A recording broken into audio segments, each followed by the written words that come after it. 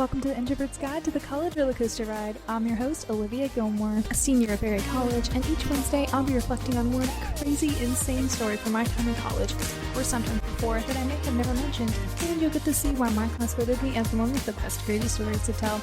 You might get a little scientific, a little philosophical, or a little introspective, and by the end, I guarantee you'll be thinking I might just have the worst luck ever. But I promise I'm just fine and along for the ride. So sit back, relax and chill, maybe grab a bag of popcorn, and get ready to laugh and cry right along with me. Thanks so much for listening, and I hope your life won't ever be as crazy as mine. Enjoy! Hey everyone, and welcome back to another episode of the Introvert's Guide to the College Roller Coaster Ride. I'm your host, Olivia Gilmore, and oh my gosh, guys, this week has been just honestly one of the most insane of college, honestly. Yeah, I had 3 exams back to back this week, and I kind of feel like I'm already in vet school. It's kind of crazy. I don't even know anymore. But I think I found a few really cool topics that I'm really excited to discuss with you all today. I have this whole list of topics I want to discuss with you guys in my notes app, and I was kind of just scrolling through today, like, what would be a good one to discuss? And I thought, since I'm going camping with one of my friends this weekend, that I would share some of my fun little camping stories from the past, and you guys can kind of see why I prefer to be in the woods alone with a bear versus strange man, because that's a big debate going on right now, and I have a lot of stories about that too. So we're gonna just get into it today, so it's gonna be a fun one. Okay, so I think I'm gonna start today off by telling you guys a story that is like a defining moment of my childhood. So I think I was about 9, and I have to understand, okay, my family are very avid hikers, campers. I grew up camping all the time, and tent camping, not in an RV. We, the real deal camping, multiple times throughout my childhood. I think the first time I ever went camping, we literally used an outhouse. There wasn't an actual bathroom. That's the kind of camping I'm talking about. And my dad and my brothers have hiked the Georgia portion of the Appalachian Trail. And my dad has a whole backpacking, camping gear, all the things in my basement. We're pretty into the outdoors. And I will be honest, I used to not like it at all. I used to hate hiking, and I didn't hate camping, but definitely was my favorite thing, because I still to this day have pretty bad fear of spiders, particularly the big ones. And back in the day, in late elementary, early middle school, I would literally go sleep in the car instead of sleeping in a tent if I saw a spider anywhere near the tent. That's the kind of fear that I had, and I've gotten over it some, not entirely, I will be honest. There are spiders on the outside of my apartment and stuff, and I'm oh, I don't want nothing to do with you. But actually a spider made its way up across my door today, and I had to take care of that. So anyway, but yeah, so I kind of grew up camping all the time, and I don't even know, eventually I got over it. Anyway, I don't even know, not the fear of the outdoors, but I don't even know. I used to hate hiking anyway. Now I don't. My family can attest that this summer we went hiking in Highlands, North Carolina, and I was the one leading everyone else by the end. And usually, age 13 and prior, I was at the back of the group complaining the whole time. So I've improved there. Maybe going to a school in the mountains helped. Anyway, one of my favorite pastimes now. But this story, I think I was around 8 or 9, we were camping with my childhood best friend and her parents, I think her uncle, and then my dad, my younger brother, and then he brought his friend who had never been camping before, and I think his dad may have been there as well. And so we were in, I think, the North Georgia mountains area, and this campsite, we were definitely tent camping, but it had an actual functional bathroom and stuff, which is a luxury for camping. So anyway, I remember I was in the tent with my friend, and my dad, my brother, and his friend all kind of had their own tent. And suddenly we hear this, my friend and I are talking, and suddenly we hear this commotion, and we kind of unzip the screen part of the tent just to see what's going on. And then we see I kind of see out of like the corner of my eye this like shadow, and I'm like, oh, that's kind of weird. And then her dad like jumped up out of the tent, and then I think her uncle was there and my dad, and they're all like freaking out. I'm like, what is going on? And her mom's like, stay in the tent, guys, like don't move. I think, okay, this is kind of weird. But anyway, I look out and then I just see this shadow, and I'm like, oh my gosh, what is going on? And then I just see this creature like sniffing around the tent area, and all this commotion's going on. There's all this like craziness, and I'm kind of like, what the heck is happening? And literally I look over and I just see this creature like shuffling off into the woods with my dad and my friend's dad and her uncle, like making really big hand gestures and like trying to scare this thing off. And I think her mom goes, I think that was a black bear. I'm like, oh my gosh, what? That's crazy. Like, it was literally like in our campsite, and you know, I think it was like 10 or 11 and like it was late. And then I found out later that this bear actually came over to my dad's tent with my brother and his friend inside of it, and like sat on the side of the tent and was sniffing around it and was trying to get in. And I don't think they even had any food or anything in the tent. It was just a curious bear. And you can imagine, for my brother's friend who had never been camping before, like probably traumatized him for life.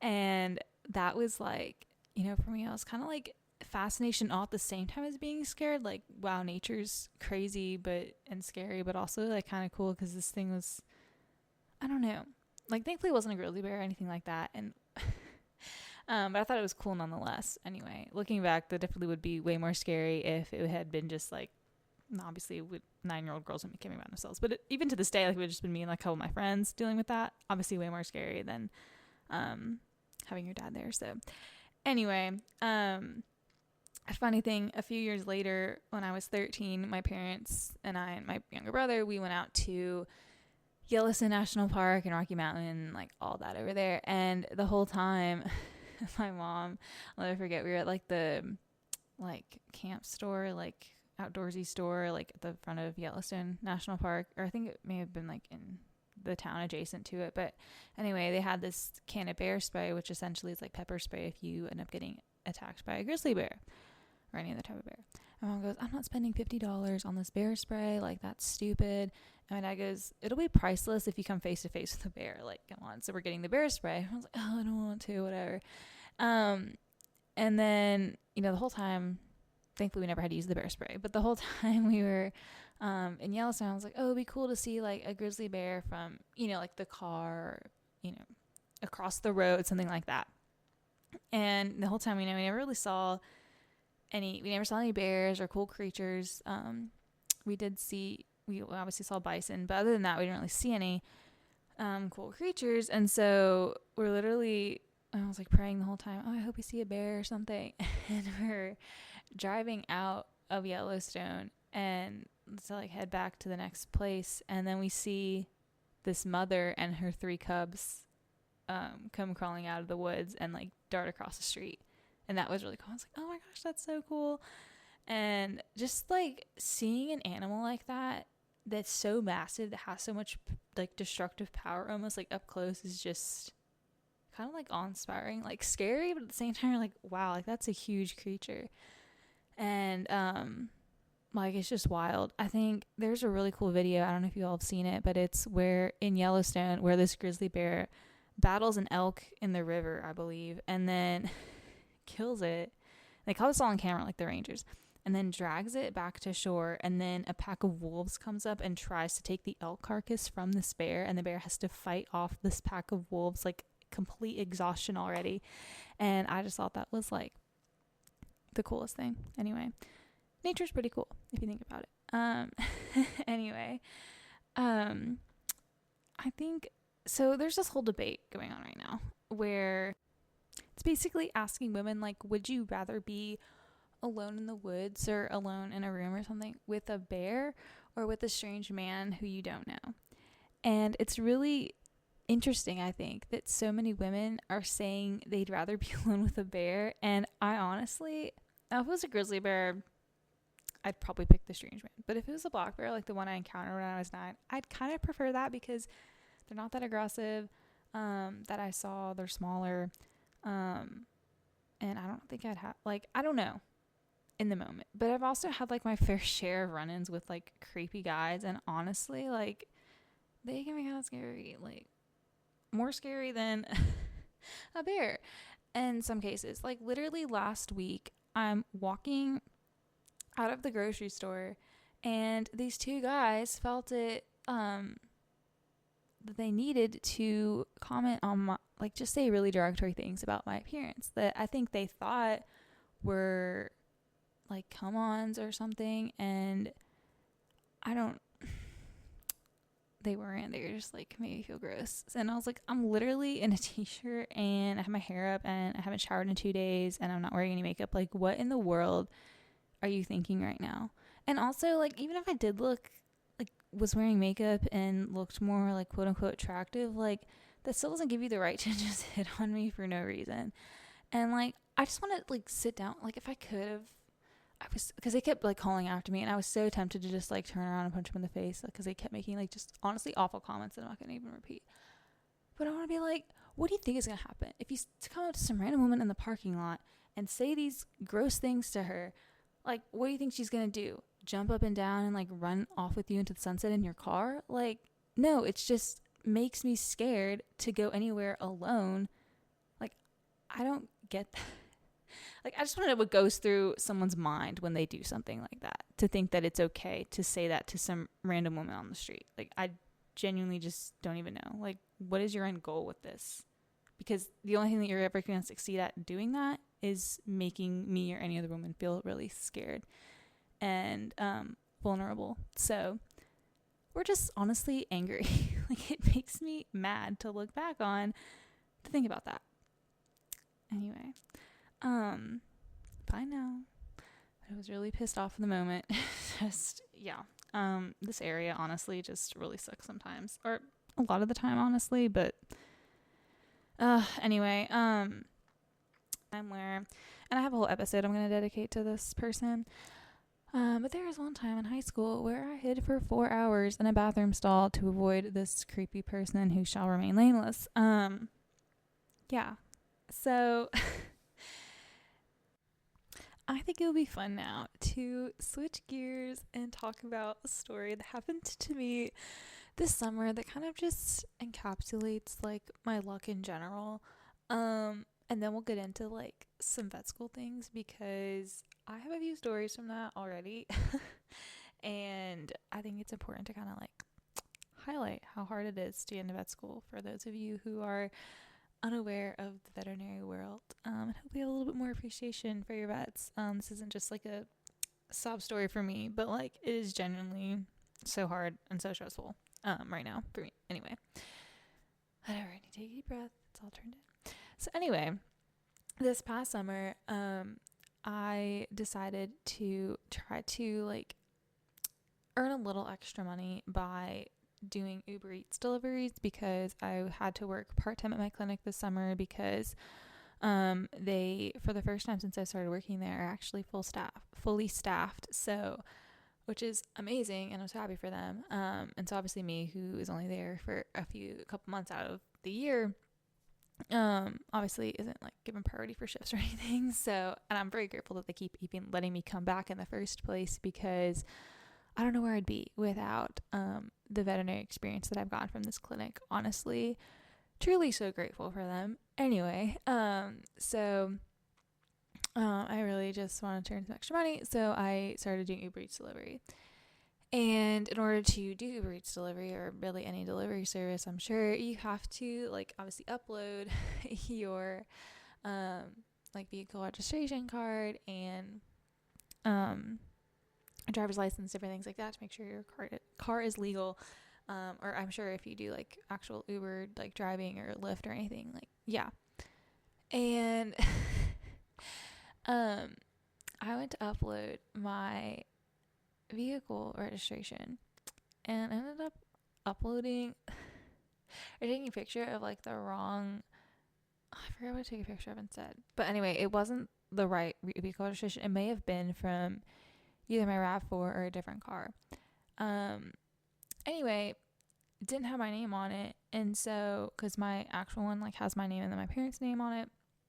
Obviously, it's like they're the ones who bought the car. It's in their name. And anyway, of course, Uber flagged it and was like, your document is fraudulent because everything doesn't add up. And so they are like, now you're permanently. And so I tried calling them, being like, explaining the situation. Like, look, I think I accidentally uploaded either my old car or my brother's car's registration and not mine. And they're like, sorry, because it was like considered fraudulent, like marked fraudulent by our people. Or have no choice but to disable your account, and you've been now permanently banned from. You and this phone number have been banned from creating another Uber account. And I was like, oh my gosh, like, what the heck? So thankfully it doesn't affect me now, because I'm very grateful to have my own car and I don't need to Uber anywhere. However, when I start traveling again at some point in the probably distant future, and I do need Uber somewhere, it's gonna be a problem. But that's a later me issue. So anyway, that's my little fun story about getting banned from Uber. So literally, if I try to go into the app now, it will just be like, your account's been disabled. I don't even know. So anyway, so fun. And I think back, I'm like, of course this is my luck. Like, I don't read the full document. I mean, it's my fault. I should have read the full document before I like uploaded it completely. Anyway, yeah, so officially banned from Uber. I don't know how many people say that. And it's not because I like did something insane in like someone's car and they reported me or something. Like, I hope you all would know that I'm like the last person that would ever do something like that. But yeah, then I told my roommate, I was like, yeah, I got banned from Uber. And of course, like the first thing I'm sure you would think is, oh, something like that. You did something crazy in someone's car. I don't even know. But yeah, no, didn't mean to, but apparently accidentally uploaded a fraudulent document. So fun.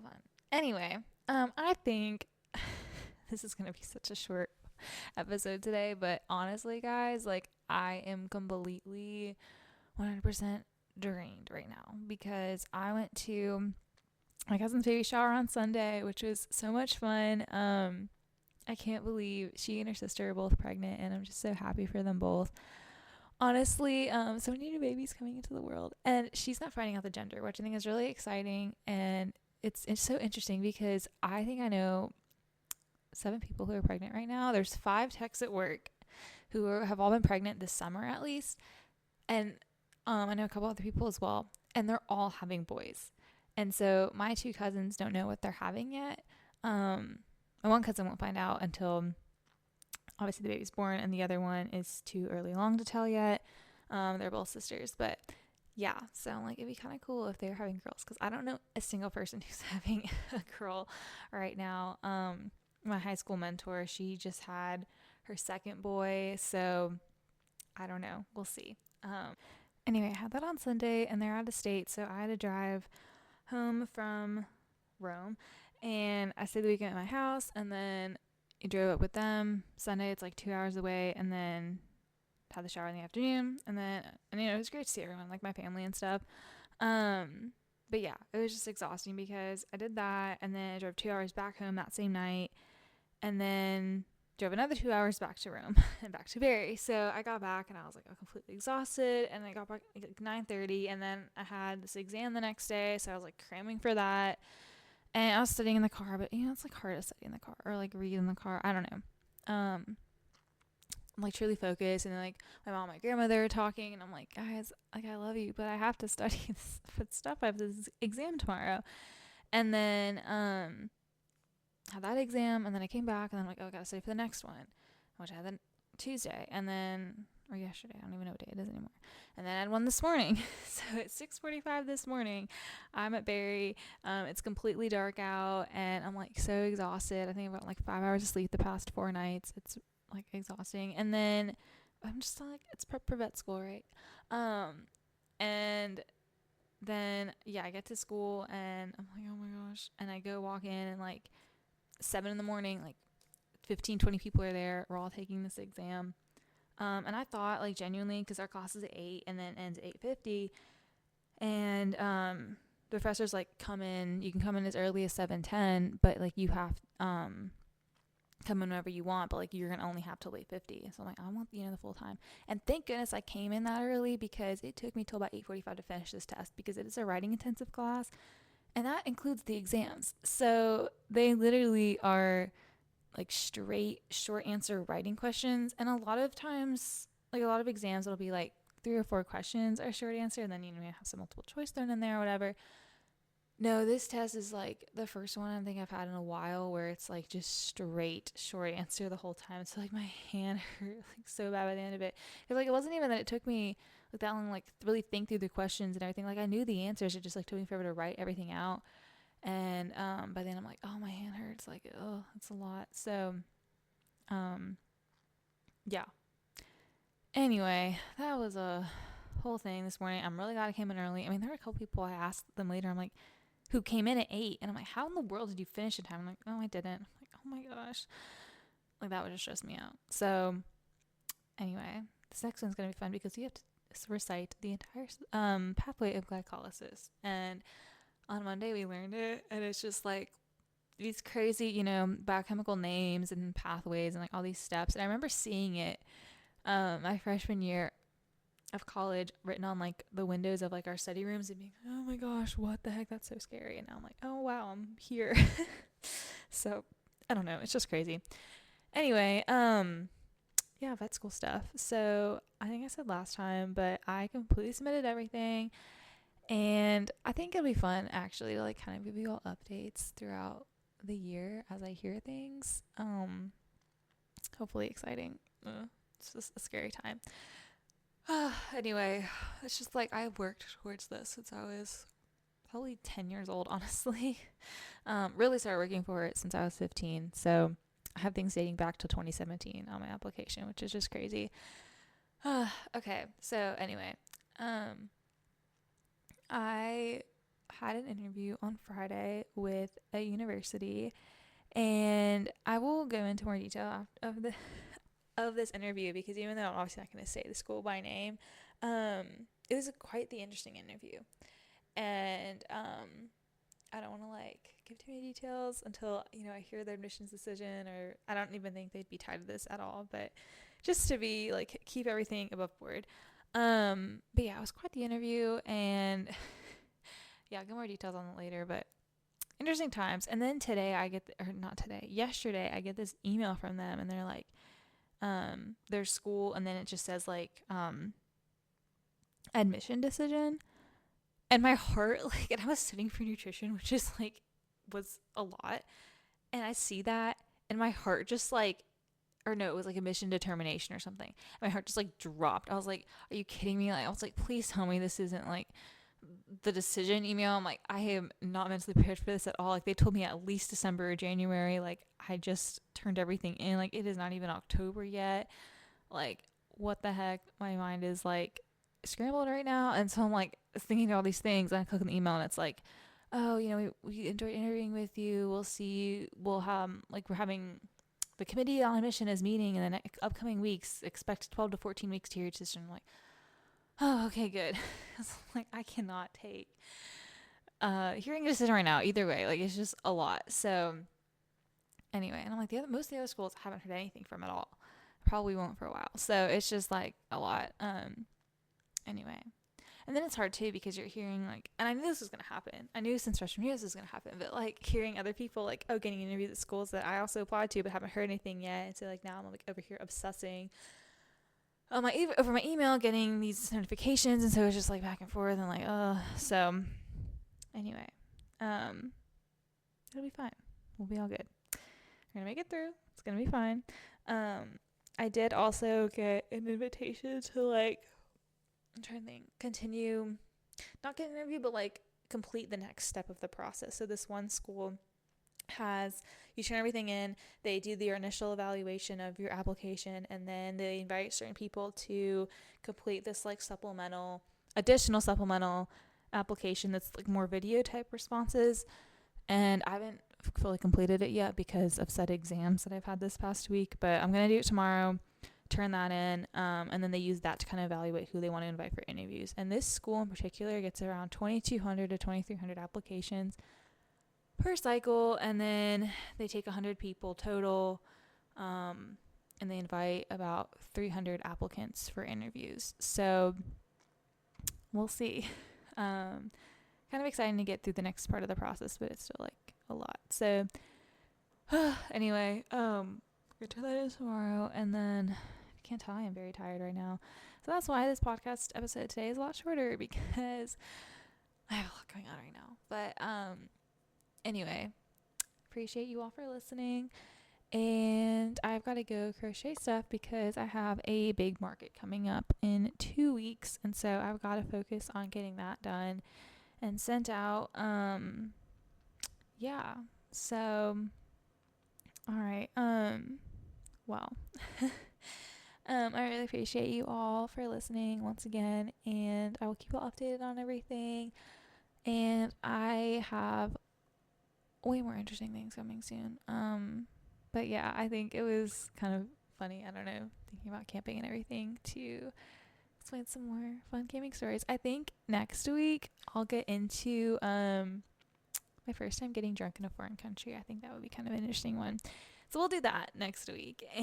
And yeah, I will talk to you all then. In the meantime, have a great rest of your day, and I'll see you all later. Bye. Thanks so much for listening to the Introvert's Guide to the College Roller Coaster Ride. If you enjoyed it, please be sure to give it a positive review and share it with your friends.